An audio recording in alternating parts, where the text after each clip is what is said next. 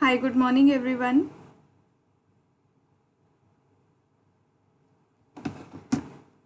कैसे हैं आप सब? स्टार्ट करते हैं हम लोग अपना आज का ये सेशन। जैसा कि आपको पहले भी पता है कि हम लोग इस मंथ एनवायरमेंटल इंजीनियरिंग और अपना सॉइल मैकेनिक्स के क्वेश्चंस प्रैक्टिस कर रहे हैं, जो आपका यूट्यूब सेशंस है वहाँ पर। और जो स्पेशल क्लासेस अनअकैडमी पर हो रही है वो आपकी एनवायरमेंटल इंजीनियरिंग का थ्योरेटिकल पार्ट में वहाँ पर कवर करवा रही हूँ। तो आज की क्लास में जो हम लोगों ने क्वेश्चंस डिस्कस करने हैं, जैसा कि मैंने आपको पहले भी बताया था कि लास्ट क्लास जो मेरी इससे पहले हुई थी फ्राइडे को, उस दिन मैंने वो पीडीएफ अपलोड कर रखा था जो आज हम लोगों ने क्वेश्चंस यहाँ पर क्लास में सॉल्व करने हैं। तो इसी तरह जो आज क्लास में जो नेक्स्ट क्लास में क्वेश्चन सॉल्व करने होंगे हम लोगों ने, वो आज की क्लास के पीडीएफ में आपको मिल जाएंगे। ठीक है, आई होप आप लोगों ने वो पीडीएफ, आप में से कितने लोग हैं जिन्होंने वो क्वेश्चन खुद सॉल्व करने की ट्राई की, क्योंकि आज का जो बेसिक टॉपिक है हमारा, हाय मयंक, दीपक, पियाली, गुड मॉर्निंग। आज हम लोग के जो क्वेश्चंस होंगे कुछ एक सेडिमेंटेशन टैंक के बेसिस पर जो क्वेश्चंस आपके इम्पॉर्टेंट है और प्रीवियस ईयर गेट में भी पूछे गए हैं, वो क्वेश्चंस हम लोग आज यहाँ पर डिस्कस करने वाले हैं। और इसके साथ साथ कुछ एक हार्डनेस फाइंड आउट करने के, carbonate hardness, non carbonate hardness, ये क्या होती है, ये जो फाइंड आउट करने के क्वेश्चंस हैं ये हम लोग आज की क्लास में डिस्कस करेंगे। तो ज़्यादा इम्पॉर्टेंट पार्ट जो आपका गेट पॉइंट ऑफ व्यू से है वो है आपका सेडिमेंटेशन टैंक के न्यूमेरिकल्स। तो सेडिमेंटेशन टैंक जो है ये बहुत ज़्यादा इम्पॉर्टेंट है, यहाँ से मतलब क्वेश्चन आता ही आता है आपका, तो आपको ये टॉपिक बहुत अच्छे से करना है। ठीक है, और इस मंथ की बात करें तो पहली 5 क्लासेस मैंने सॉइल मैकेनिक्स पर लिए, और ये सारी की सारी क्लासेस आपको यहीं पर यूट्यूब पर रिकॉर्डेड फॉर्म में मिल जाएंगी। और इन क्लासेस में जो भी क्वेश्चंस मैंने डिस्कस कराए हैं आपको, तो आप वो यहाँ पर देख सकते हो यूट्यूब पर। ठीक है, और पीडीएफ भी डाउनलोड कर सकते हो। तो इसी तरह आज हमारी एनवायरमेंटल इंजीनियरिंग की 3rd क्लास है। नेक्स्ट क्लासेस के पीडीएफ आपको आज की क्लास में मिल जाएंगे, जो 20 मई को क्लास होगी। ठीक है, अच्छा पहले बताओ, जो हमने अभी तक क्वेश्चंस डिस्कस किए हैं, किसी क्वेश्चन में आप लोगों को कोई डाउट तो नहीं है? कमेंट सेक्शन में बताना अभी तक जितने भी क्वेश्चंस डिस्कस किए हैं। हेलो आशीष, गुड मॉर्निंग।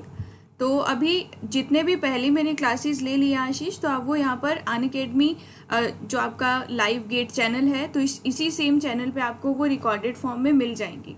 ठीक है, जो इस मंथ हुई है या उससे पहले भी इससे पहले मैंने ट्रांसपोर्टेशन के भी प्रैक्टिस कोर्स चलाया था, तो ट्रांसपोर्टेशन के क्वेश्चंस भी करे हैं। तो वो क्वेश्चंस और भी बहुत सारी क्लासेस आपको यहीं पर यूट्यूब चैनल पे मिल जाएंगी।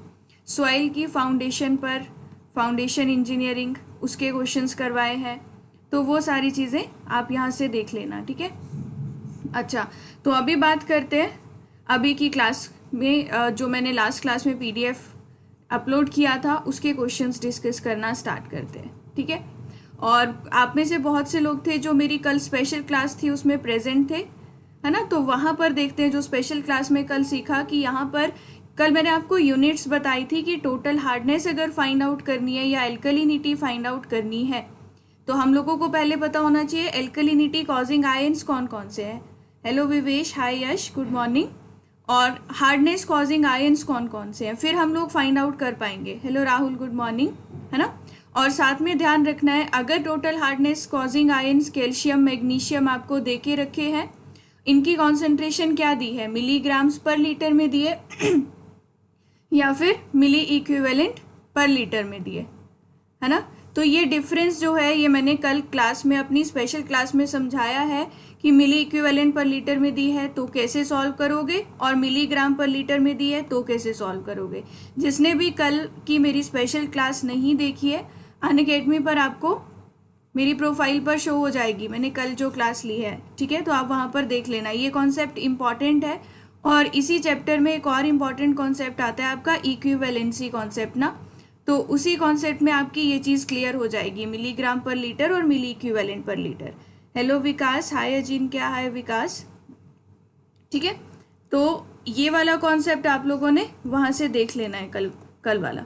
और आई होप जो लोग कल प्रेजेंट थे उनको ये समझ में भी आया होगा, आप में से बहुत से लोग प्रेजेंट थे कल स्पेशल क्लास में भी। तो आज की क्लास को स्टार्ट करते हैं। ठीक है, हाँ hello Amit, good morning. Last lectures आप कहाँ, यहाँ पर यूट्यूब पर आपको मिल जाएंगे, मेरा नाम सर्च करना, एक प्लेलिस्ट मिल जाएगी आपको यूट्यूब के इसी सेम चैनल पर। तो जितने भी क्लासेस मैंने ली है एनवायरनमेंट की, सॉइल की, आप यहाँ पर रिकॉर्डेड वो सारी है, और साथ साथ में पीडीएफ भी आप उनका डिस्क्रिप्शन से डाउनलोड कर सकते हो। और बात रही जो थ्योरेटिकल क्लास जो अनअकैडमी प्लेटफॉर्म पर मैं पढ़ा रही हूँ, तो वो भी आपको मेरी प्रोफाइल पर जाना है, अनअकैडमी ऐप डाउनलोड करके, या फिर यहाँ डिस्क्रिप्शन में लिंक दे रखा है मेरी प्रोफाइल का ना, तो वहाँ पर फॉलो कर देना। और साथ साथ में स्पेशल क्लासेस लिखा आएगा, तो वहाँ प्रीवियस स्पेशल क्लासेस में आपको शो हो जाएंगी क्लासेस। ठीक है शशांक? तो आपको अगर YouTube वाली देखनी है तो इसी सेम चैनल पर प्लेलिस्ट देखना, आप सिमरन कपूर अनअकैडमी लिखना, आपको प्लेलिस्ट मिल जाएगी, और यहाँ पर सर्च करना, उसी प्लेलिस्ट में सारी एनवायरनमेंट की जो इससे पहले क्लासेस हुई हैं उन सभी क्लासेस का रिकॉर्डेड भी आप देख सकते हो और PDF भी डाउनलोड कर सकते हो। चलिए अभी हम लोग क्वेश्चन पर आते हैं। तो देखो आज की क्लास का हमारा फर्स्ट क्वेश्चन क्या है, following chemical species were reported for the, आपको एक टेबल में क्लोराइड, सल्फेट, हमने क्या लिया, एक वाटर सैंपल वेल से लिया हुआ है, और ये हमने डाटा वहाँ से रिकॉर्ड किया है कि उस वाटर सैंपल में क्लोराइड की कॉन्सेंट्रेशन इन मिली इक्विवेलेंट पर लीटर दे रखी है 15, कार्बोनेट 15, पर यूनिट्स का ध्यान रखना है मिली इक्विवेलेंट पर लीटर में, सल्फेट्स 15 मिली इक्विवेलेंट पर लीटर, कार्बोनेट 5, बाई कार्बोनेट 30, और ये pH लिखा हुआ है, pH 8.5। ठीक है, तो अब आपको सबसे पहले क्या फाइंड आउट करना है इस क्वेश्चन में, टोटल हार्डनेस। तो सबसे पहले आपको यहाँ पर आयंस फाइंड आउट करने पड़ेंगे, हार्डनेस कॉजिंग आयंस कौन कौन से हैं हमें यहाँ पर जो गिवन है इस क्वेश्चन में। हार्डनेस कॉजिंग आयंस जो दे रखे हैं हम लोगों को कौन कौन से हैं, एक तो कैल्शियम आयन है ना, और एक मैग्नीशियम आयन। कैल्शियम और मैग्नीशियम आयन, अच्छा फर्स्ट का आंसर ए होगा, और किसी ने फाइंड आउट किया कैल्शियम आयन की कॉन्सेंट्रेशन और मैग्नीशियम आयन की कॉन्सेंट्रेशन। ठीक है, कैल्शियम आयन और मैग्नीशियम आयन ऐसे आयन्स हैं जो इस क्वेश्चन में हमें दे रखे हैं जिसकी वजह से हार्डनेस होती है। इसके अलावा माइनर में हम और भी आयन्स काउंट करते हैं लाइक आयरन, एल्यूमिनियम, लेकिन हमें यहाँ क्वेश्चन में सिर्फ कैल्शियम और मैग्नीशियम दिए हैं जो कि मेजर आयन्स होते हैं। अगर आपको टोटल हार्डनेस फाइंड आउट करनी है तो आपके पास फॉर्मूला क्या होता है, कैल्शियम आयन की कॉन्सेंट्रेशन इन मिलीग्राम्स पर litre divided by equivalent weight of calcium, plus magnesium ion की कॉन्सेंट्रेशन इन मिलीग्राम्स पर litre divided by equivalent weight of magnesium. और हम लोगों को जो ये एक्सप्रेस करना है हार्डनेस, वो किस फॉर्म में करना है, एक्सप्रेस करनी है टोटल हार्डनेस है CaCO3, तो CaCO3, इसीलिए इसको मल्टीप्लाई किससे किया, इक्विवेलेंट वेट ऑफ CaCO3 से। अब बात आती है जो आपके पास अभी कॉन्सेंट्रेशन क्वेश्चन में गिवन है वो दी है मिली इक्विवेलेंट पर लीटर में, वो मिलीग्राम्स पर लीटर में नहीं दिए, तो इसका मतलब हमारा फॉर्मूला थोड़ा सा चेंज हो जाएगा। जो आपकी ये पूरी टर्म है, कैल्शियम की कॉन्सेंट्रेशन को जब आप इक्विवेलेंट वेट से डिवाइड कर देते हो तो वो वाली टर्म आपको दे रखी है क्वेश्चन में, कैल्शियम की कॉन्सेंट्रेशन इन मिली इक्विवेलेंट पर लीटर, तो आपको फिर से इक्विवेलेंट वेट से डिवाइड नहीं करना है। मैग्नीशियम आयन की कॉन्सेंट्रेशन अगेन मिली इक्विवेलेंट पर लीटर में। ठीक है, जब मिली इक्विवेलेंट पर लीटर में दिया है मतलब इक्विवेलेंट वेट से डिवाइड करने के बाद वाली टर्म है ये, और ये कैसे आया है ये कल स्पेशल क्लास में मैंने समझा रखी है चीज़, तो आप वहाँ से देख लेना। तो total hardness is equals to, सीधे लिखेंगे कैल्शियम की कॉन्सेंट्रेशन कितनी है 12, प्लस मैग्नीशियम आयन की कॉन्सेंट्रेशन कितनी है 18, 12 प्लस 18 इंटू 50, यहाँ से आ जाएगा आपके पास टोटल हार्डनेस। तो टोटल हार्डनेस कितना आ रहा है आपका 1500 मिलीग्राम्स पर लीटर एस CaCO3, सभी क्या यही वैल्यू आ रही है बताओ। ठीक है, अब सेकंड पार्ट जो इस क्वेश्चन का था that is alkalinity present in water in milligram पर लीटर एस CaCO3। मुझे बताओ एल्कलिनिटी कॉजिंग मेजर आयंस कौन कौन से होते हैं, कल पढ़ा था हम लोगों ने कि एल्कलिनिटी क्या होती है और एल्कलिनिटी कॉजिंग आयंस कौन कौन से होते हैं हमारे। अब पहले आपको ये पता होना चाहिए, तभी आप यहाँ पर क्या करोगे, इस क्वेश्चन में वो आयंस देखोगे जिनकी वजह से एल्कलिनिटी होती है। तो आपको पता है alkalinity causing ions are carbonate ion, bicarbonate ion and hydroxide ion. हमें क्वेश्चंस में कौन कौन से दे रखे हैं, कार्बोनेट और बाइकार्बोनेट, और सिमिलरली कॉन्सेंट्रेशन हमें फिर से मिली इक्विवेलेंट पर लीटर में दी है, तो आपको इनका इक्विवेलेंट वेट से अपने फॉर्मूला में डिवाइड नहीं करना है। तो सिंपल फॉर्मूला हमारे पास क्या बन जाएगा, एल्कलिनिटी का। एल्कलिनिटी कॉजिंग आयंस आपने देख लिया, कार्बोनेट और बाइकार्बोनेट। तो कार्बोनेट आयन की कॉन्सेंट्रेशन किस यूनिट्स में, मिली इक्विवेलेंट पर लीटर में, प्लस बाइकार्बोनेट आयन की कॉन्सेंट्रेशन किस यूनिट्स में, ये भी मिली इक्विवेलेंट पर लीटर में, और इसको मल्टीप्लाई कर दो इक्विवेलेंट वेट ऑफ CaCO3 से। तो कार्बोनेट की दे रखी है आपको 5 और बाइकार्बोनेट की दे रखी है 30। तो 5 + 30 × 50, ये आपके पास यहाँ से आंसर आ जाएगा 1750 मिलीग्राम पर लीटर। कोई डाउट इस क्वेश्चन में?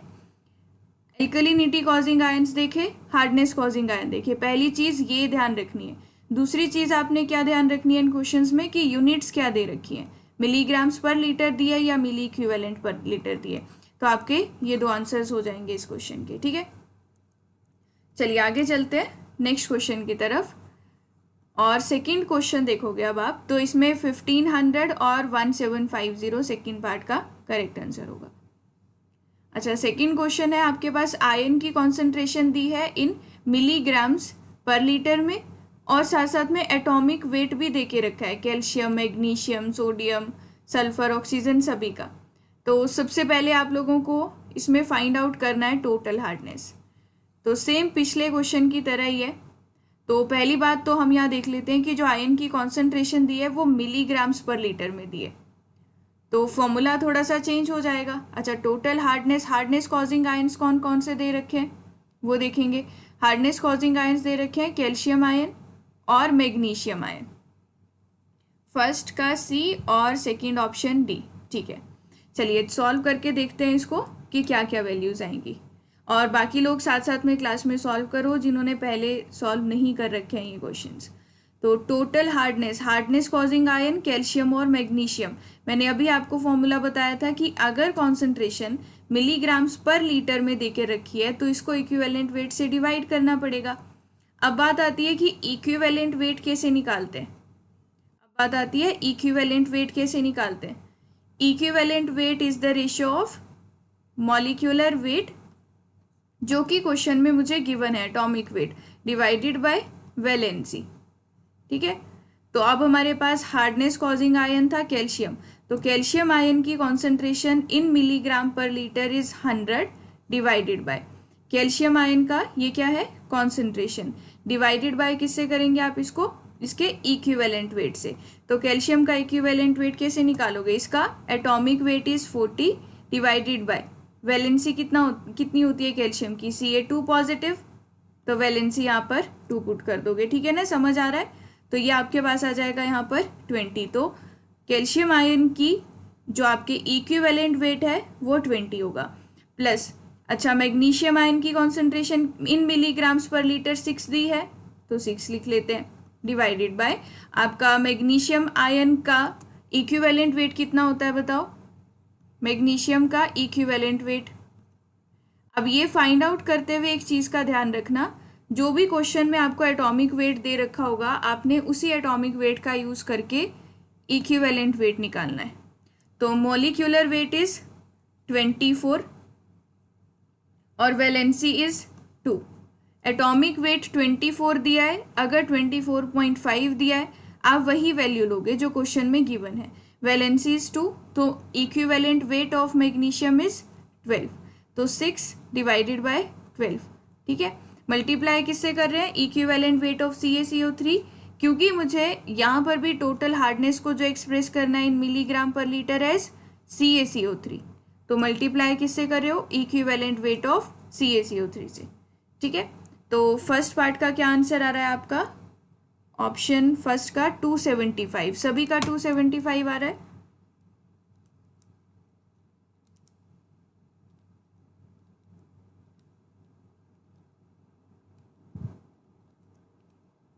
हाँ ठीक है, पहले जो आपका फर्स्ट पार्ट है इसका आएगा 275 मिलीग्राम पर litre as CaCO3। Second part में इसने क्या पूछा है, कार्बोनेट हार्डनेस। अब कार्बोनेट हार्डनेस कैसे निकालते हो, कार्बोनेट हार्डनेस निकालने के लिए टोटल हार्डनेस आप निकाल चुके हो, दैट इज 275, है ना। 205 बताया था क्या किसी ने आंसर? 205 नहीं आएगा, 275। अच्छा, सेकेंड पार्ट का बताया। टोटल हार्डनेस और एल्कलिनिटी ये दोनों फाइंड आउट करनी पड़ेगी। अब टोटल हार्डनेस और एल्कलिनिटी इन दोनों का जो मिनिमम वैल्यू होगी वो हमारा क्या होगा? Carbonate hardness. तो टोटल हार्डनेस 275 निकाल चुके हैं और अब हमें क्या फाइंड आउट करना है? एल्कलिनिटी। और एल्कलिनिटी कॉजिंग आयंस देखने हैं सबसे पहले क्वेश्चन में। तो एल्कलिनिटी कॉजिंग आयंस कौन कौन से हैं? बाइकार्बोनेट, अकेला बाइकार्बोनेट आयन दे रखा है, एल्कलिनिटी कॉजिंग आयन यही दे रखा है। तो इसकी कॉन्सेंट्रेशन कंसीडर करोगे, और कुछ नहीं दिया, ना हाइड्रोक्साइड है ना कार्बोनेट है।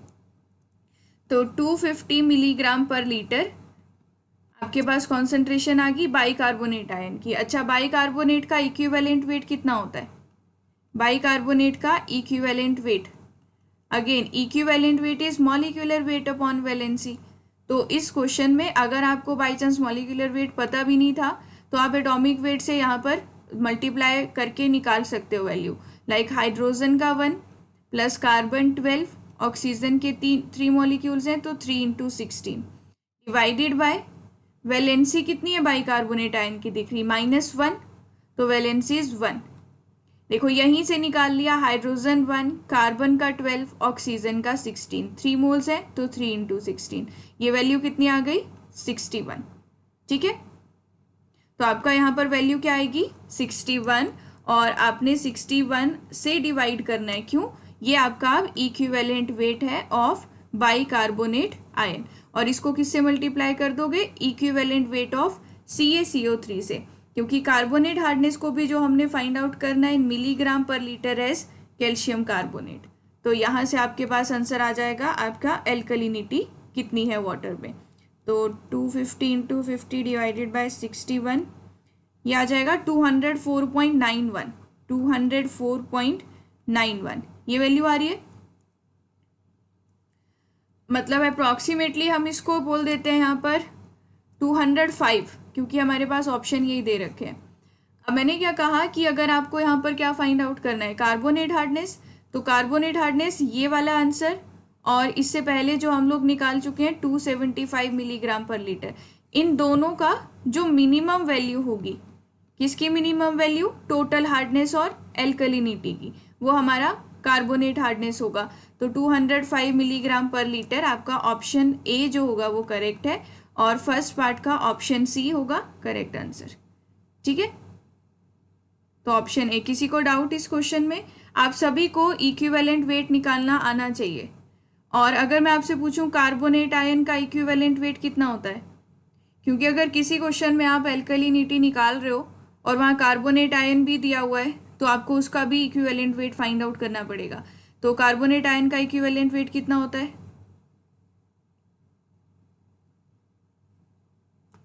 हेलो सार्थक, गुड मॉर्निंग। कार्बोनेट आयन का equivalent weight molecular weight upon valency. अब मॉलिक्यूलर वेट कैसे निकालेंगे? कार्बन का atomic weight is 12 plus oxygen 3 × 16 divided by, इसका वैलेंसी कितनी होती है? ऊपर दिख रहा है 2 नेगेटिव, तो वैलेंसी इज 2, है ना। और ये आ जाएगा आपका यहाँ पर 30, तो 30 मिलीग्राम्स पर लीटर। क्लियर है? 30 मिलीग्राम्स पर लीटर। जनरली जो अब मैं क्लास के PDF यहाँ पर शेयर करती हूँ उसमें वो जो PDF आपका डिस्क्रिप्शन में होता है तो वहाँ पर स्पेशल क्लासेस के बारे में बता दिया जाता है, पर आगे की स्पेशल क्लासेस का उस आज के PDF में नहीं मिलेगा आपको, क्योंकि अभी आप अनअकैडमी पर मुझे फॉलो करते हो सार्थक? देखो आपके यहाँ पर सल्फेट आयन, आपके यहाँ पर एल्कलिनिटी कॉजिंग आयन्स नहीं है, आपने यहाँ पर कंसीडर करने हैं ओनली मेजर आयन्स। अगर मैं बात करूँ मेजर आयन्स 3 यही होते हैं, कार्बोनेट, बाइकार्बोनेट और हाइड्रोक्साइड।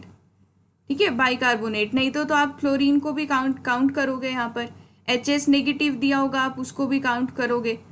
तो आपने यहाँ पर क्योंकि ये माइनर है तो इनकी वैल्यू से इतना अफेक्ट नहीं पड़ेगा। हाँ, पिछले कल की स्पेशल क्लास बिल्कुल मिल जाएगी आपको, मेरी प्रोफाइल पर ही मिल जाएगी जो कल हुई थी, और अगर आप मुझे अनअकैडमी पर फॉलो कर रहे हो, क्लास से एक दिन पहले मैं शेयर कर देती हूँ कि कल क्लास होने वाली है इतने बजे, और मैंने कल वाली क्लास भी सैटरडे को शेयर कर दी थी, और आई होप आपको वहाँ पर नोटिफिकेशन भी आई होगी कि क्लास कब है और कब नहीं आ रही है। आई थी नोटिफिकेशन, क्योंकि आप जो अभी क्लास में प्रेजेंट हो यूट्यूब क्लास में, बहुत से लोग स्पेशल क्लास में भी थे कल, और कल वाली क्लास बिल्कुल मेरी प्रोफाइल पर मिल जाएगी। नेक्स्ट क्लास की नोटिफिकेशन मैं आपको नेक्स्ट यूट्यूब क्लास में दे दूंगी, जो कि परसों होने वाली है, ठीक है।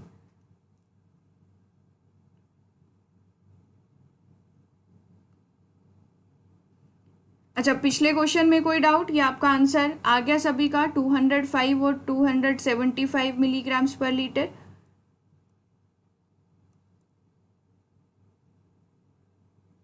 ठीक है सार्थक, जो नेक्स्ट क्लास होगी हमारी, मैंने आपको पहले भी बताया था कि यूट्यूब क्लासेस में मैं आपको इन्फॉर्म करती रहती हूँ अबाउट स्पेशल क्लासेस की नेक्स्ट क्लास कब होने वाली है। तो जो आपकी नेक्स्ट यूट्यूब क्लास होगी उस दिन जो डिस्क्रिप्शन होगा आपको उस पीडीएफ में भी मिल जाएगा मेरी आगे वाली क्लासेस का पूरा शेड्यूल। अच्छा, अब नेक्स्ट क्वेश्चन देखते हैं। ये आपका गेट 2012 का क्वेश्चन था। अ water sample has pH of 9.25 and the concentration of hydroxyl ion in the water sample is। Hydroxyl ion की कॉन्सेंट्रेशन आपसे पूछी हुई है, तो पीएच वाले टॉपिक से क्वेश्चन है, और ये वाला टॉपिक कल मैंने स्पेशल क्लास में करवाया था, और इसके क्वेश्चंस भी किए थे हमने वहाँ पर कि कैसे मिलीग्राम्स पर लीटर में अगर टर्म दी है तो उसको आपको मोल्स पर लीटर में कैसे कन्वर्ट करना होगा, या मिली मोल्स पर लीटर में आपको क्वेश्चन दिया हुआ है तो आपको मोल्स पर लीटर में कैसे कन्वर्ट करना है ना। सॉइल का शेयर स्ट्रेंथ के क्वेश्चंस मैंने करवाए हैं, जो मेरी जनवरी में गेट से पहले क्लासेस हुई थी, तो मैंने इंपॉर्टेंट क्वेश्चंस की सीरीज स्टार्ट की थी, यही यूट्यूब पर आपको मिलेगी। तो वहाँ पर शेयर स्ट्रेंथ के क्वेश्चंस की हेल्प से मैंने रिवाइज करवाया है वो चैप्टर।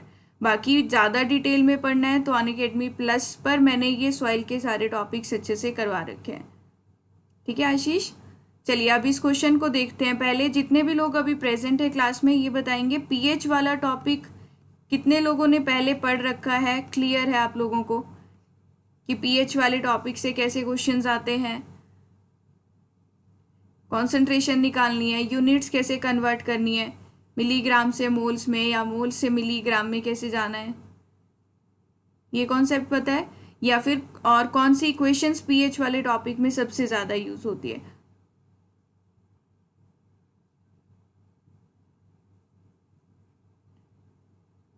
तो देखो, पीएच को फाइंड आउट जो हम लोग करते हैं is equals to minus log of hydrogen ion की कॉन्सेंट्रेशन, और POH अगर निकालना है तो माइनस लॉग और हाइड्रोक्साइड आयन की कॉन्सेंट्रेशन। H पॉजिटिव आयन की जो कॉन्सेंट्रेशन है इसकी यूनिट्स रहनी चाहिए मोल्स पर लीटर, और हाइड्रोक्साइड आयन की जो कॉन्सेंट्रेशन है ये भी मोल्स पर लीटर में ही होनी चाहिए। पहला पॉइंट तो आपको ये याद रखना है। क्या, अगर आप पीएच निकाल रहे हो चाहे आप POH निकाल रहे हो, H पॉजिटिव और हाइड्रोक्साइड आयन की कॉन्सेंट्रेशन मोल्स पर लीटर में ही होनी चाहिए। ठीक है, अगर मोल्स पर लीटर की जगह कुछ और यूनिट दी है तो उसको हम लोगों को कन्वर्ट करना पड़ेगा। उसी के बेसिस पर ये वाला क्वेश्चन हम अभी सॉल्व करेंगे। अच्छा, अगर मैं आपसे बात करूं न्यूट्रल वाटर की, न्यूट्रल वाटर के लिए हम लोग क्या पढ़ते हैं, पीएच की वैल्यू कितनी होती है फॉर द न्यूट्रल वाटर? 7, और POH भी फॉर द न्यूट्रल वाटर कितना होता है? 7।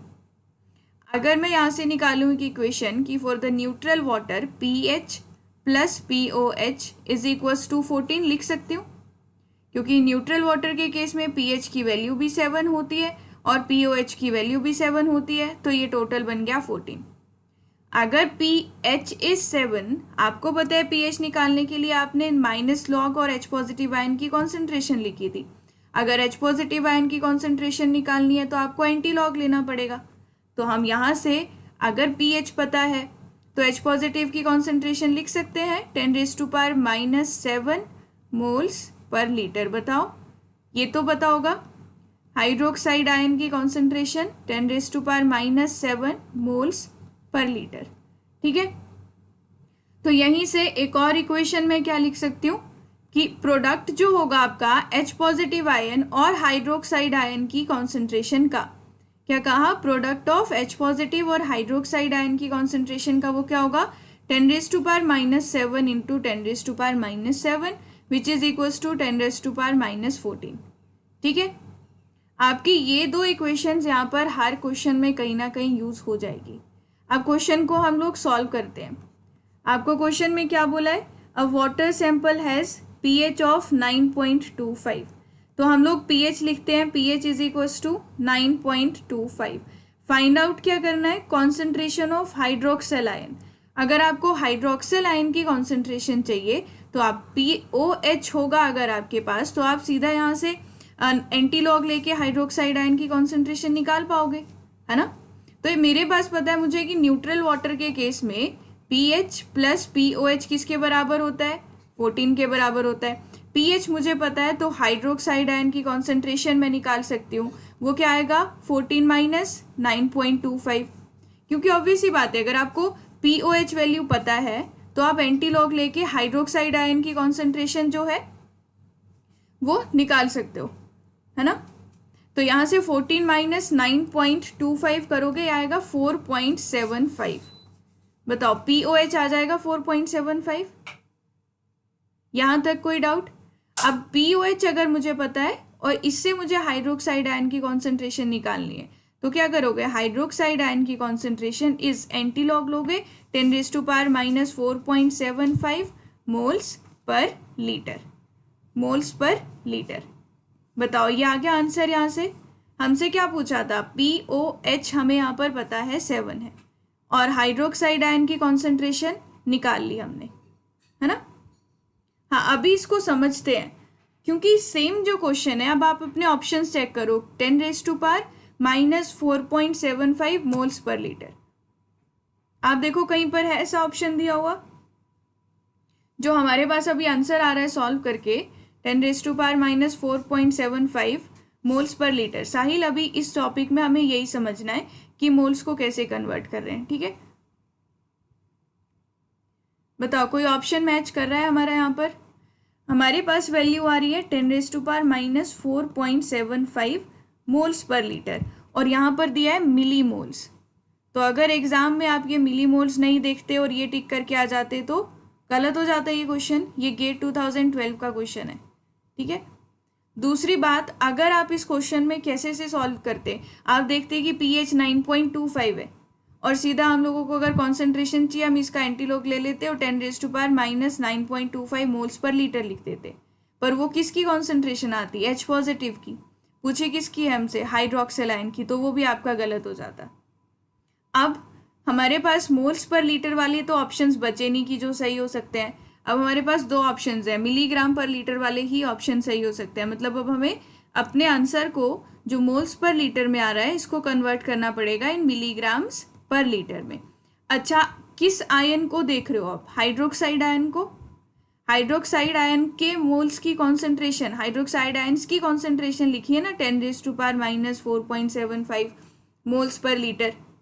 अगर मैं पूछूं आपसे 1 मोल ऑफ हाइड्रोक्साइड आयन का वेट कितना होता है, आपको इस मोल को रिप्लेस करना है ग्राम्स में। पर लीटर तो वैसे ये लीटर को तो आप चेंज ही नहीं कर रहे हो, तो आप किसका मोल देख रहे हो यहाँ पर, हाइड्रोक्साइड आयन का। हाइड्रोक्साइड आयन के एक मोल का वेट कितना होगा, ऑक्सीजन का वेट 16, हाइड्रोजन का वेट 117 ग्राम्स। बताओ ऐसे ही होगा ना। तो हाइड्रोक्साइड आयन के एक मोल का वेट आप देख रहे हो 17 ग्राम्स है। तो मैं क्या करती हूँ, इस मोल्स को, एक मोल को किससे रिप्लेस कर दिया, ग्राम से। ग्राम से कैसे रिप्लेस किया, मल्टीप्लाई 17 करके। तो यहाँ पर value I 10⁻⁻4.75 multiply by 17 grams पर लीटर। अब जरा मल्टीप्लाई करो और देखो यहाँ से क्या आंसर आ रहा है आपका, 10⁻⁻4.75 इंटू 17 ग्राम्स पर लीटर।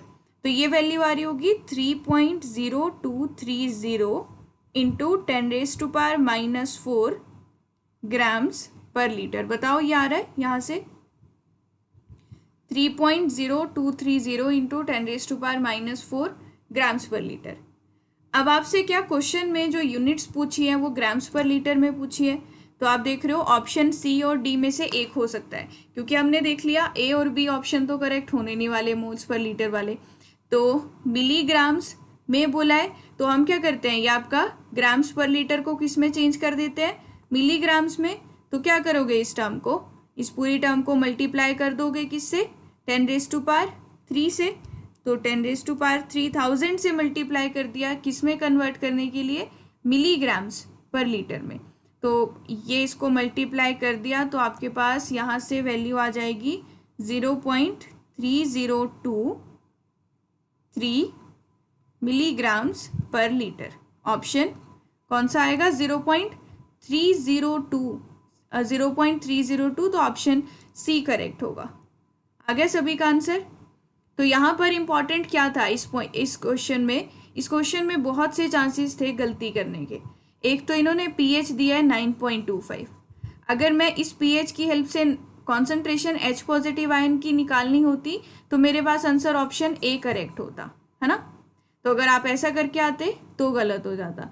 आपने यहाँ पर आंसर निकाल लिया कि हाँ pH + POH 14 होता है, तो यहाँ से हाइड्रोक्साइड आयन की कॉन्सेंट्रेशन 10⁻⁴.75 मोल्स पर लीटर। अब ध्यान से देखा कि हमारी वैल्यू आ रही है मोल्स पर लीटर में और एग्जाम में दी है मिली मोल्स पर लीटर में, तो ये भी गलत। अब चेक करना पड़ेगा, इसको ग्राम्स पर लीटर में कन्वर्ट करना पड़ेगा। कैसे किया, 1 मोल हाइड्रोक्साइड आयन का उसका वेट कितना है, 17 × 17 ग्राम्स, पर आंसर हमारा किस में मांगा था उन्होंने, मिलीग्राम्स में, इसलिए हमने 10⁻³ से क्या किया, इसको मल्टीप्लाई, ताकि हम ग्राम्स को मिलीग्राम्स में कन्वर्ट कर सकें। बताओ इस क्वेश्चन में किसी को डाउट, तो आपको ये कन्वर्जन थोड़ी सी आनी चाहिए, है ना। और बाकी मैंने ग्राम से मोल्स में कैसे जाना है वो भी कल की स्पेशल क्लास में समझाया था। अगर आपको क्वेश्चन में मैं आपसे पूछूं, अच्छा आपको अगर कन्वर्ट करना है ग्राम से मोल्स में तो वो आ जाता है आपको कन्वर्ट करना। आपको क्वेश्चन में कॉन्सेंट्रेशन ग्राम्स में देके रखी है और आपको उसको मोल्स पर लीटर में लेकर आना है। अगर कॉन्सेंट्रेशन मान लीजिए आपको x ग्राम्स पर लीटर दिए और आपको इसको कन्वर्ट करना है मोल्स पर लीटर में, तो आप क्या करोगे, मान लीजिए ये कॉन्सेंट्रेशन किसकी दी थी, हाइड्रोक्साइड आयन की कॉन्सेंट्रेशन इज x ग्राम पर लीटर। अब आपको पता है कि अगर POH निकालने को इसने बोला है तो मुझे ये फॉर्मूला अगर यूज करना है तो ये कॉन्सेंट्रेशन की यूनिट्स मैं ग्राम पर लीटर वाली यूज नहीं कर सकती। हमें कौन सी यूनिट्स यहाँ पर यूज करनी पड़ेगी, मोल्स पर लीटर, मतलब आपको कन्वर्ट करना पड़ेगा ग्राम पर लीटर को मोल्स पर लीटर में। तो ग्राम क्या था हाइड्रोक्साइड आयन का, ये आपको ये कॉन्सेंट्रेशन ग्राम पर लीटर में दिए, ठीक है। अब मुझे मोल्स में कन्वर्ट करना है तो मैं नंबर ऑफ मोल्स निकाल सकती हूँ। मोल्स निकालने के लिए हम लोग एक फॉर्मूला पढ़ते हैं, that is given weight upon molecular weight. अच्छा, गिवन वेट कितना दिया है क्वेश्चन में हाइड्रोक्साइड आयन का, x ग्राम। गिवन वेट जो हाइड्रोक्साइड आयन का दिया है that is x gram, divided by molecular weight कितना होता है हाइड्रोक्साइड का, 17 ग्राम्स, ठीक है। तो इन दोनों को डिवाइड कर दिया, यहां से क्या आ गया, नंबर ऑफ मोल्स। जो भी मोल्स आए होंगे y, तो आप यहाँ y मोल्स पर लीटर लिख सकते हो और डायरेक्ट यहाँ पर y पुट करके POH आ जाएगा, ठीक है। आपको अगर ग्राम से वेट से मोल्स में जाना है, आप नंबर ऑफ मोल्स निकालोगे और नंबर ऑफ मोल्स कैसे निकाले, given weight upon molecular weight करके। मोल्स आ गए तो ग्राम हट गया वहां पर, तो इतने मोल्स पर लीटर, ठीक है। तो ये ही 2 कन्वर्जन है जो एग्जाम में पूछी जाती है, या ग्राम में दिया होगा मोल्स में पूछ लेंगे, या मोल्स में दिया होगा ग्राम में पूछ लेंगे। बताओ कोई डाउट तो नहीं है किसी को इस क्वेश्चन में, पीएच वाले टॉपिक में कोई जो अभी किया हमने।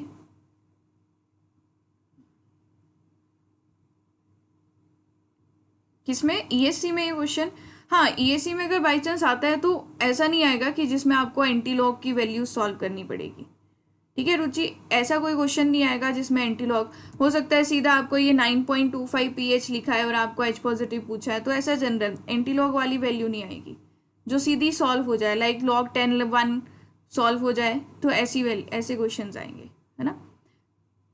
ईएससी के कुछ क्वेश्चंस भी मैं डिस्कस करूंगी, गेट के थोड़े से क्वेश्चंस कर लेते हैं। नेक्स्ट क्लास में भी हमने गेट के क्वेश्चंस करने हैं इंपॉर्टेंट, उससे नेक्स्ट जो क्लास होगी उसमें हम ईएससी के कुछ क्वेश्चंस देख लेंगे ताकि आपको आइडिया लग जाए कि इस चैप्टर से कैसे क्वेश्चंस आते हैं। क्लियर। अब नेक्स्ट क्वेश्चन देखो, ये गेट 2017 में आया था 2 मार्क्स के लिए। और क्वेश्चन में क्या कहा है, the analysis of a water sample produces the following results. ये आपको आयंस दे रखे हैं और ये मिलीग्राम पर milliequivalent of the ion. अब ये क्या दिया हुआ है, जिन लोगों ने कल स्पेशल क्लास देखी थी आई होप आपको समझ में आया होगा। मिलीग्राम पर मिली इक्विवेलेंट ऑफ आयन, ये क्या दे के रखा है, और साथ साथ में कॉन्सेंट्रेशन दी हुई है कैल्शियम आयन की मिलीग्राम्स पर लीटर में, मैग्नीशियम की भी दे रखी है। पहले बताओ ये सेकंड कॉलम हमें क्या वैल्यू दी है, सेकंड कॉलम क्या डिनोट कर रहा है?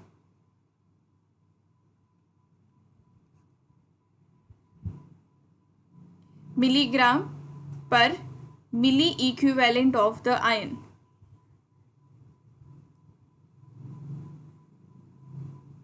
वेट डिवाइडेड बाय वैलेंसी क्या होता है, milliequivalent of ion valency, और वेट को आप मिलीग्राम्स में लिख रहे हो, तो वेट अपॉन वैलेंसी क्या होता है, इक्विवेलेंट वेट, है ना।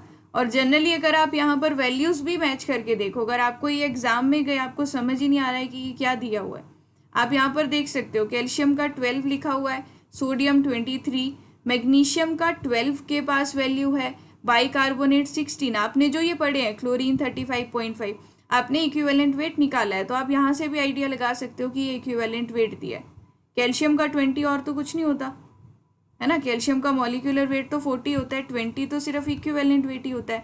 मतलब इस क्वेश्चन में जो इक्विवेलेंट वेट मुझे दिया है हमें वही यूज करना है, और आपको यहाँ पर एग्जैक्ट वैल्यू लिखनी थी, तो आपको ये कॉलम बहुत ज़्यादा इंपॉर्टेंट था इस क्वेश्चन में। अब देखो अगर जो लोग इस कॉलम को नहीं देखते वो क्या आंसर करके आते, कैल्शियम आयन की concentration 60, equivalent weight of calcium 20, plus magnesium ion total hardness पूछिए तो मैग्नीशियम आयन की कॉन्सेंट्रेशन 36.6 डिवाइडेड बाय मैग्नीशियम का इक्विवेलेंट वेट जो हमने पढ़ रखा है, इक्विवेलेंट वेट ये वाला नहीं जो हमने पढ़ रखा है। अगर आपको ये कॉलम का यूज नहीं करते आप एग्जाम में तो यहाँ पर क्या पुट करते, 12 multiply by equivalent weight of CaCO3। देखो जरा क्या आंसर आ रहा है अगर आप 12 पुट करते। अगर आप यहाँ 12 वैल्यू लेते तो आपका यही गेट का क्वेश्चन गलत हो जाता। वो आपसे यही चेक करना चाह रहा था एग्जामिनर, जो आपने यहाँ सेकंड कॉलम आपको दे रखा है यहाँ इक्विवेलेंट वेट का, आपने वो यूज़ किया कि नहीं।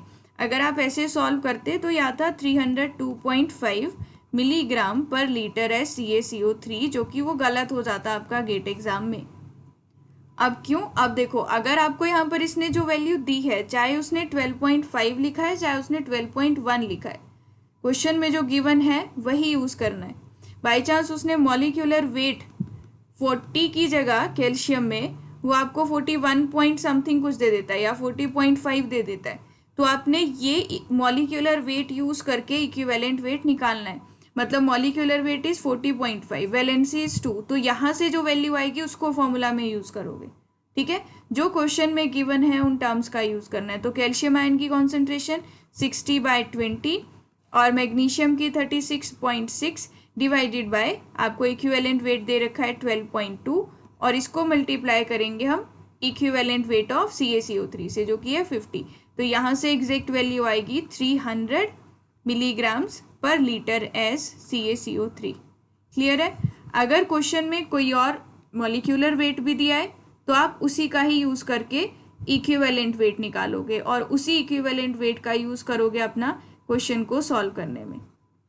ठीक है, कोई डाउट इस क्वेश्चन में किसी को?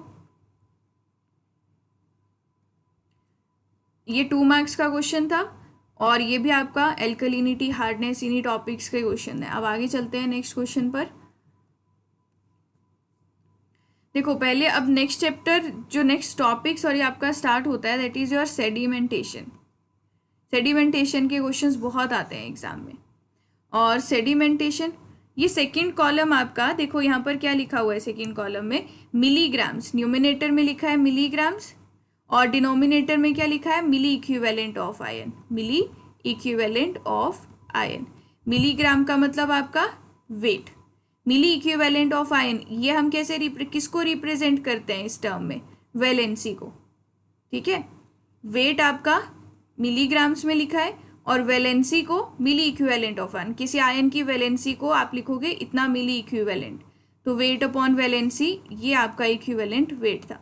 मैं बोल रही हूँ अगर एग्जाम में ये चीज़ नहीं समझ आ रही है तो थोड़ा बहुत आइडिया आप इन टर्म्स को देख के भी लगा सकते हो कि ये क्या दिया हो सकता है ना। लाइक कैल्शियम का 20, मैग्नीशियम 12.2, बाइकार्बोनेट 61, ये सब इसके इक्विवेलेंट वेट ही होते हैं। अच्छा, अब देखो जो आपका नेक्स्ट टॉपिक आता है ट्रीटमेंट का, ठीक है। ट्रीटमेंट में हम लोग यहाँ पर सेडिमेंटेशन करवाते हैं, प्लेन सेडिमेंटेशन और सेडिमेंटेशन विद कोएगुलेशन। सेडिमेंटेशन वाला टॉपिक आप कितने लोग प्रेजेंट है जिन्होंने पढ़ा हुआ है? सेडिमेंटेशन टैंक कुछ नहीं है, एक रेक्टेंगुलर टैंक है, हम यहाँ से वाटर को पास करवाएंगे। अब दो होते हैं, एक कॉन्टिन्यूस होता है, एक इंटरमिटेंट होता है। वाटर पास करवा रहे हो, हमने एक्स्ट्रा कोई केमिकल नहीं डाला। अगर मैं लिख रही हूँ प्लेन सेडिमेंटेशन, कोई एक्स्ट्रा केमिकल नहीं डाला। आप लोगों को क्या करना है, यहाँ से इनलेट से वाटर आ रहा है, वाटर को ट्रीट करना चाहते हो, जो पार्टिकल्स अपने वेट की वजह से with the help of gravity, बस एक ही फोर्स यहाँ पर है जो इसको सेटल करवा रही है, क्या? ग्रेविटी। उसकी हेल्प से अगर ये सेटल डाउन हो रहे हैं, और ये देखो दो वेलोसिटीज हम यहाँ पर पढ़ते हैं, एक फ्लो वेलोसिटी जिस वेलोसिटी से पानी इस डायरेक्शन में मूव कर रहा है, और एक सेटलिंग वेलोसिटी जिन वेलोसिटी से ये पार्टिकल डाउनवर्ड डायरेक्शन में सेटल कर रहा है, ठीक है। तो देखो अब मैंने क्या कहा कि प्लेन सेडिमेंटेशन का मतलब है पानी यहाँ से आएगा इनलेट से, और इसकी हम लोग कुछ ऐसे डायमेंशन सेट करेंगे कि लेंथ ज़्यादा हो, लेंथ ज़्यादा होगी तो पानी ज़्यादा टाइम तक टैंक में रहेगा, ज़्यादा टाइम तक टैंक में रहेगा तो बहुत से पार्टिकल्स अपने वेट की वजह से सेटल डाउन कर जाएंगे इस टैंक में। लेकिन कुछ एक पार्टिकल्स जो छोटे साइज के हैं वो भी अभी सस्पेंशन में रह जाएंगे। अगर वो सस्पेंडेड पार्टिकल्स ज़्यादा हैं तो हम लोगों को उनको सेटल डाउन करवाने के लिए कुछ केमिकल्स ऐड करने पड़ते हैं इसी सेडिमेंटेशन टैंक में। अगर आप केमिकल्स ऐड करोगे तो उन केमिकल्स को पहले तो बोलते हैं हम लोग कोएगुलेंट्स। क्या बोलते हैं? कोएगुलेंट्स। और ये प्लेन सेडिमेंटेशन थी जिसमें कोई केमिकल नहीं डाला। अगर केमिकल डाल रहे हो तो वो क्या बन जाती है? Sedimentation with coagulation, sedimentation with coagulation, ठीक है। जिसमें क्या होगा कि हम लोग केमिकल्स डालेंगे, जो आपके ये छोटे साइज के पार्टिकल्स थे जो सस्पेंशन में थे, इन केमिकल्स की वजह से फ्लॉक्स बनेंगे और ये सारे पार्टिकल्स इसमें अटैच होंगे। अगर ये पार्टिकल्स इस फ्लॉक की तरफ अटैच होते हैं तो इसका साइज इंक्रीज हो जाएगा, है ना। बहुत सारे पार्टिकल्स एक के पास जाके अटैच हो जाएंगे तो इसका साइज और वेट भी बढ़ जाएगा, इसकी वजह से ये सेटल डाउन कर जाएगा, है ना, क्योंकि वो बहुत छोटा होने की वजह से ही सेटल नहीं हो रहा था। तो यहाँ पर केमिकल्स जो होंगे उसकी हेल्प से फ्लॉक फॉर्म होंगे और वो फ्लॉक बॉटम में सेटल डाउन होंगे। तो दो तरीके की सेडिमेंटेशन है। अब एक बात याद रखना, फॉर्मूला यहाँ पर क्या क्या इंपॉर्टेंट लगते हैं। पहला जो आपका यहाँ पर इम्पॉर्टेंट फॉर्मूला है सेडिमेंटेशन टैंक में, वो है आपका सेटलिंग वेलोसिटी निकालने का, या फिर इसको सरफेस ओवरफ्लो रेट भी बोलते हैं या ओवरफ्लो रेट भी बोलते हैं। ओवरफ्लो रेट या surface overflow rate next special class में ये समझाऊंगी मैं आपको अच्छे से, ठीक है। और ये इस फॉर्मूले को बता रही हूँ अभी सिर्फ, that is discharge upon surface area of the tank. अगर ये एक टैंक है सेडिमेंटेशन टैंक, इस तरीके से मान लीजिए ये इसकी लेंथ है, ये इस टैंक का विड्थ है और ये हाइट है, तो सरफेस एरिया क्या होगा? Surface area length into width होगी। सरफेस एरिया बोल दिया तो हाइट को कंसीडर नहीं कर रहे हम लोग, तो Q upon L into B, ठीक है। अब ये Vs क्या होता है? एक ऐसे पार्टिकल की वेलोसिटी जो इस सेडिमेंटेशन टैंक में टॉप से एंटर हो रहा है, टॉप से एंटर होके भी वो बिल्कुल बॉटम तक पहुंच जा रहा है, और जो बॉटम तक पहुंच गया वो पार्टिकल यहाँ पर 100% रिमूव हो जाएगा, ठीक है। अब आपको पता है कि हाँ एक पार्टिकल 1 है जो इस सेडिमेंटेशन टैंक में टॉप से एंटर होता है और फिर भी बॉटम तक पहुंच जाता है, वो पूरी तरह से सेटल हो गया, मतलब वो रिमूव हो गया है ना, वो यहाँ पर रिमूव हो चुका है। अगर आपको यहाँ पर कोई और पार्टिकल कहीं पर भी प्रेजेंट है, कोई सेकंड पार्टिकल है, आपको निकालना है ये पार्टिकल कितना % रिमूव होगा अगर ये इतनी वेलोसिटी से चल रहा है। तो अगर आपको इस पार्टिकल के बारे में बताना है या एफिशिएंसी बतानी है तो आप किसी और ऑब्जर्विंग पार्टिकल की वेलोसिटी कैसे निकालोगे?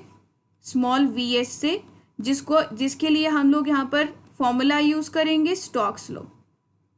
अभी मैं ज़्यादा थ्योरी नहीं बता रही, सिर्फ वो फॉर्मूलाज बता रही हूँ जो भी क्वेश्चंस कराने में यूज़ होने हैं, क्योंकि स्टोक्स लॉ एप्लीकेबल भी कुछ ही लिमिट्स तक होता है, किसी डायमीटर तक ही लिमिट होता है, रेनॉल्ड्स नंबर, बहुत सारी थ्योरी है इस टॉपिक में। तो स्टोक्स लॉ का फॉर्मूला क्या होता है? G/18 G-1 d² upon new. Small g आपका एक्सेलरेशन ड्यू टू ग्रेविटी, और g आपका स्पेसिफिक ग्रेविटी, और स्मॉल d क्या है? Diameter of particle, diameter of particle. New क्या होता है? Kinematic viscosity. न्यू क्या होती है? Kinematic viscosity. और यहाँ से एक और इम्पॉर्टेंट चीज़ पूछी जाती है, अगर डायनेमिक विस्कोसिटी दी हो तो काइनेमेटिक कैसे निकालनी है? तो kinematic viscosity is dynamic viscosity upon density of water, या डेंसिटी आपको यहाँ पर दे रखी होगी। अब आपको ये दो फॉर्मूलाज, एक तो सरफेस ओवरफ्लो रेट निकालने को बोलेंगे या सरफेस एरिया निकालने को बोलेंगे, ये फॉर्मूला यूज़ होगा सबसे ज़्यादा। सरफेस एरिया निकालने को बोला है तो वी या डिनोमिनेटर में ले आओ, डिस्चार्ज आपको दिया होगा, ठीक है। इस फॉर्मूला का यूज़ कहाँ पर होगा? आपसे पूछेंगे एफिशिएंसी ऑफ सेडिमेंटेशन टैंक क्या होगी, तो वो आप कैसे निकालोगे? Small v upon capital V into 100। Small v कहाँ से निकाला? स्टोक्स लॉ के यूज़ करके। ऑब्जर्विंग पार्टिकल की सेटलिंग वेलोसिटी, और ये डिज़ाइन पार्टिकल जो टॉप से एंटर होके भी बॉटम में सेटल हो जा रहा है, उसकी सेटलिंग वेलोसिटी। इस डिज़ाइन पार्टिकल की सेटलिंग वेलोसिटी को ही सरफेस ओवरफ्लो रेट भी बोलते हैं। तो अगर एफिशिएंसी निकालनी है, small v upon capital V into 100 करके निकाल सकते हैं, ठीक है। अब देखो, जैसे एक क्वेश्चन देखते हैं इसका, जहाँ पर ये कुछ फॉर्मूलाज यूज होंगे। जैसे आपको बोला है for a flow of 5.7 mld, mld मतलब million litres per day. Flow मतलब क्या दिया हुआ है? कैपिटल क्यू की value 5.7 mld। And detention time, detention time मतलब कितने टाइम के लिए पानी उस सेडिमेंटेशन टैंक में फ्लो करेगा, सेडिमेंटेशन टैंक में रहेगा, 2 आवर्स दिया हुआ है। The surface area of rectangular sedimentation tank to remove all the particles having settling velocity 0.3 mm per second. आपको क्या दिया हुआ है? कैपिटल क्यू की वैल्यू दी हुई है ना। और क्या पूछा है? सरफेस एरिया पूछा है। मैंने अभी आपसे क्या डिस्कस किया था कि जहां पर भी सरफेस एरिया पूछ लेंगे ये फॉर्मूला लगा सकते हो। सरफेस एरिया पूछ लिया तो क्यू अपॉन सेटलिंग वेलोसिटी कर सकते हो। तो यहाँ पर भी यही करना है, surface area is equals to Q upon settling velocity. तो सरफेस एरिया इसने निकालने को बोला, तो हमें पता है ये क्यू अपॉन वी एस करके निकल जाएगा। अब बात आती है यूनिट्स को हमें एक जैसा करना पड़ेगा। क्यों? क्योंकि ये क्यू अगर मीटर क्यूब पर डे में है मान लीजिए, है ना, और सरफेस एरिया आपको निकालना है, तो आप ऐसे लिखोगे S A is equals to Q upon V S.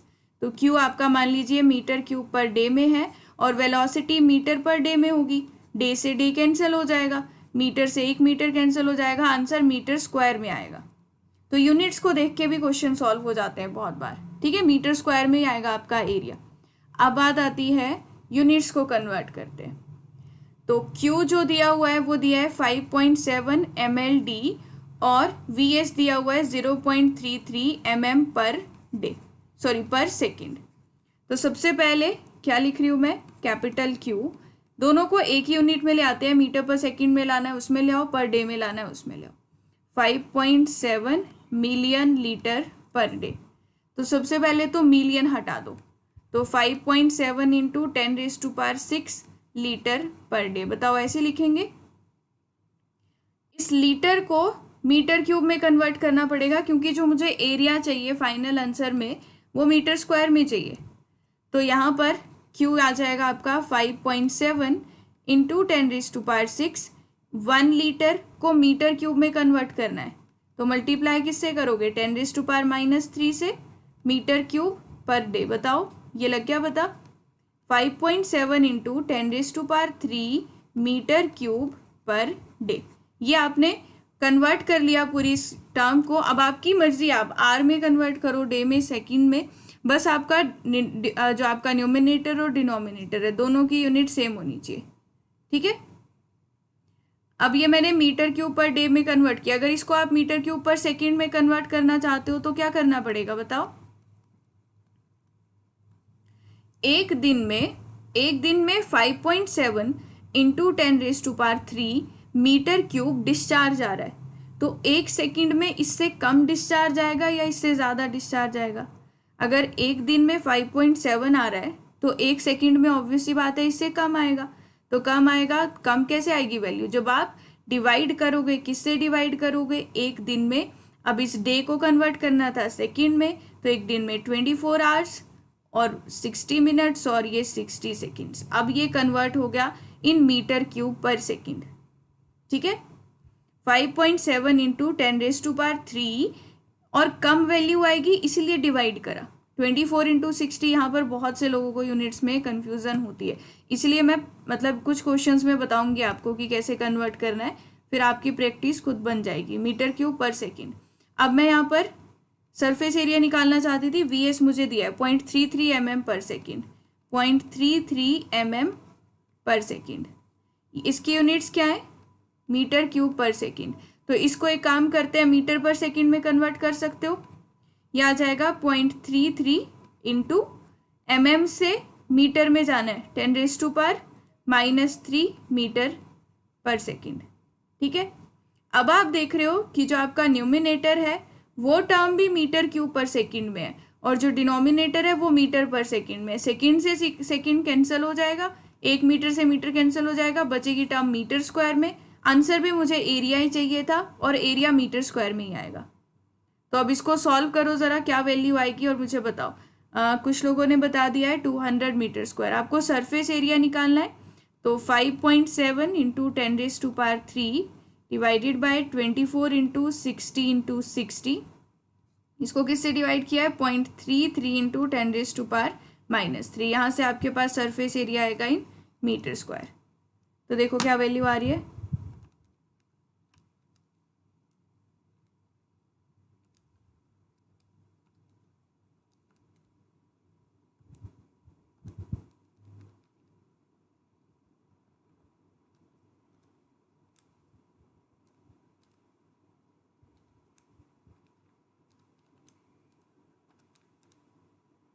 ये आपका एग्जैक्टली आ रहा होगा कि 199.91। यस, तो सरफेस एरिया यहाँ से आ रहा होगा 199.91 मीटर स्क्वायर।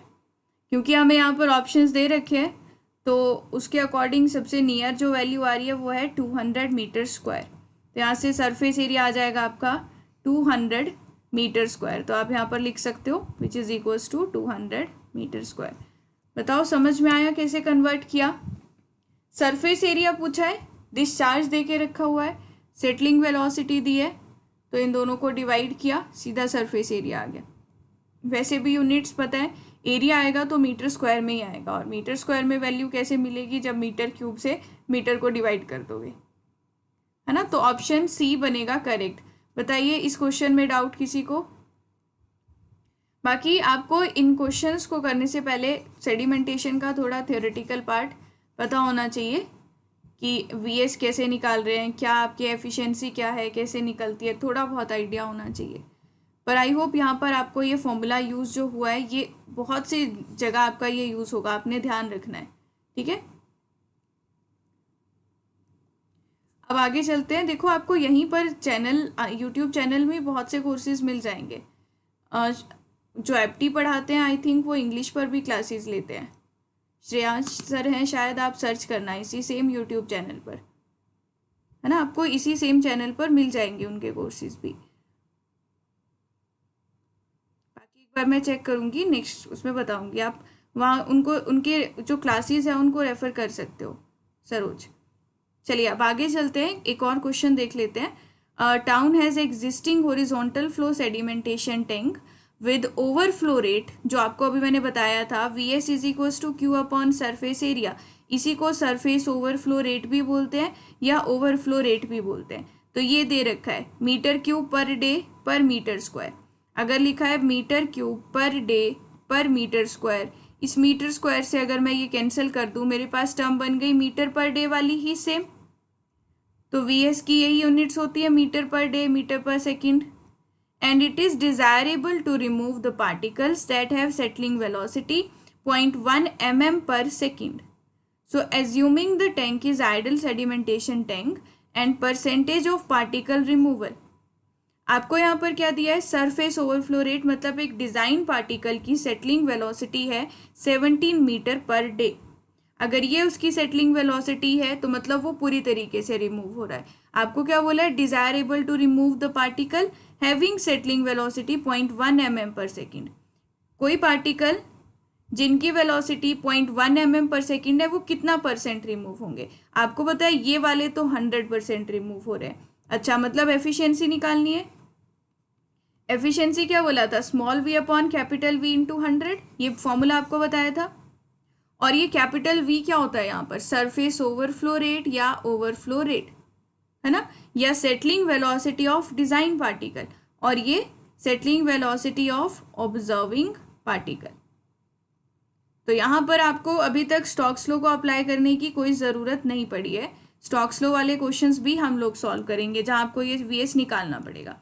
तो आपको क्या बोला है कि किन पार्टिकल्स को रिमूव करना चाहते हो, जिनकी settling velocity 0.1 mm per second है, 0.1 mm पर सेकेंड। एक काम करती हूँ, इसको मीटर पर सेकेंड में कन्वर्ट कर लेते हैं, -10⁻³ मीटर पर सेकेंड आ गया small v, divided by capital V is 17 metre per day. Metre square से ये कैंसिल हुआ तो ये मीटर पर डे में बन गया वैल्यू, तो ये बन गई 17 मीटर पर डे। मतलब आपको क्या करना पड़ेगा, मीटर पर डे, ये मीटर पर सेकंड है, इसको क्या करना पड़ेगा, कन्वर्ट करना पड़ेगा। तो आप कन्वर्ट कैसे करोगे, आपको मैंने बताया अगर एक दिन में सेटलिंग वेलोसिटी, मतलब चलो इसको इस तरीके से नहीं लेंगे, वो डिस्चार्ज के लिए लेंगे। आपको क्या करना है, कन्वर्ट करना है, तो इस तरीके से लिखो इसको 17 मीटर पर डे, ऐसे लिख सकते हो एक दिन में। अच्छा, ऑप्शन भी आ रहा है, चलिए चेक करते हैं। एक दिन में, अब डे को सेकंड्स में कन्वर्ट करोगे सेम जैसे हमने पहले किया था, तो 17 meter divided by 24 into 60 into 60 है ना। ये मर्जी है, आप मीटर को mm में भी कर सकते थे, मैंने दोनों मीटर पर सेकंड में कन्वर्ट कर दिए। अब यहाँ मीटर पर डे की जगह आप मीटर पर सेकंड वाली वैल्यू पुट करो और यहाँ से एफिशिएंसी आ जाएगी, क्योंकि एफिशिएंसी है यूनिट सेम होनी चाहिए, पूरी टर्म्स कैंसिल होनी चाहिए। तो 0.1 into 10⁻³ all divided by 17 divided by 24 into 60 into 60। देखो यहाँ से क्या वैल्यू आ रही है, 50% आ रहा है सभी के पास आंसर। 0.1 इंटू 10⁻³ डिवाइडेड बाय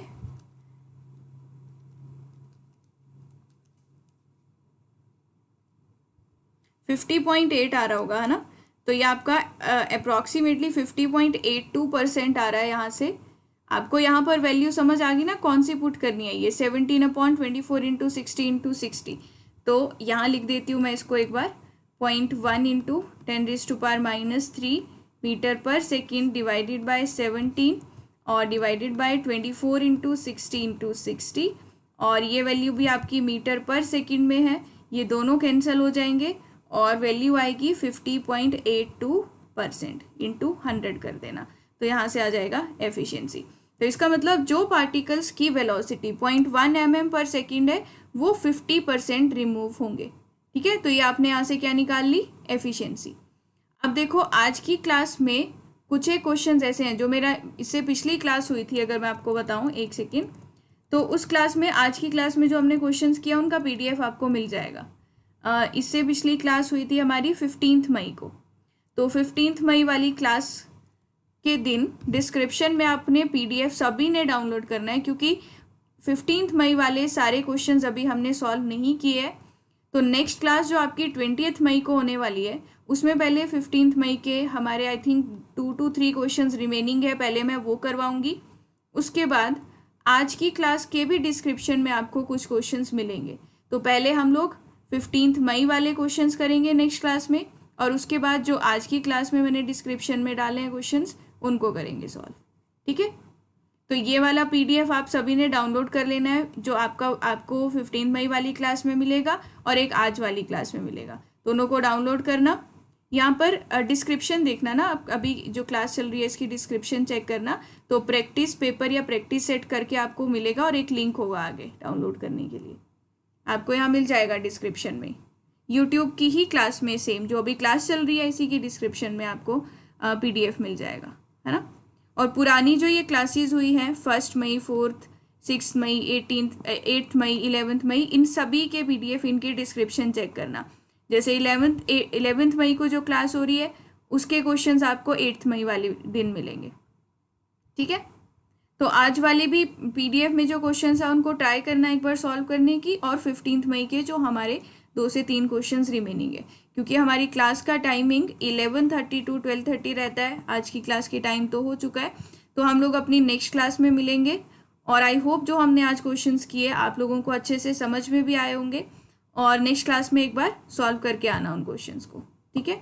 जैसे कि आप में से कुछ लोग अभी प्रेजेंट हैं जो पहले से सॉल्व करके आ रहे हैं, तो बिल्कुल ऐसे ही सभी ने कोशिश करनी है ताकि हमारी ज़्यादा से ज़्यादा हम क्वेश्चंस प्रैक्टिस कर सकें अपनी इस क्लास में, ठीक है। तो अभी की क्लास को मैं एंड करती हूँ और हम लोग नेक्स्ट क्लास में मिलते हैं। आई होप क्लास अच्छी लगी हो तो लाइक ज़रूर करना। Thank you everyone, bye bye.